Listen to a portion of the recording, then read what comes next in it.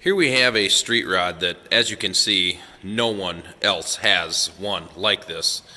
This car is titled as a 1932 Chevrolet, I believe, with the chassis as it is. And this is, don't let the green and yellow paint fool you.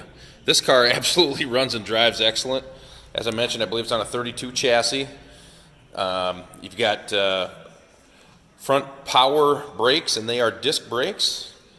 This thing is powered by a 350 Chev V8 with automatic transmission. And it is truly one of a kind, not only in looks, but guys, I'm telling you, this thing runs and drives excellent as well. And man, does it turn heads. Any farm kids out there, you know that this cab looks like it came off of about a 4320 John Deere. He paired it with a street rod chassis that, like I say, this thing runs and drives as cool as it looks. It's a 10-bolt rear end. There's a lot of neat little touches. You can see he's kind of got the pretend hydraulics back here. He had a custom-made quick hitch put on the back just to add to the authenticity of it. He's driven this car, the gentleman that built it, this car's got just shy of 4,000 miles on it. So, I mean, it is a car you can get in and drive, and it shows. There we go.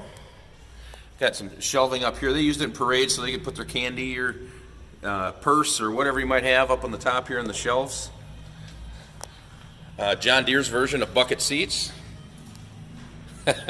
Even the wrenches you got to hold the window pieces open are John Deere. Very well thought out rod here. We'll fire it up here in a minute. Start is pretty simple. You just hit the switch here. Starts right up. Like I say, the engine runs awesome.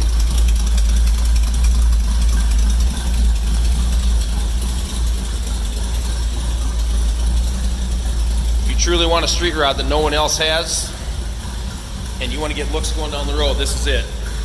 As I said, this is titled as a 1932, so it does have a regular title. You can see all the still pictures of this street rod on our website at uniqueclassiccars.com.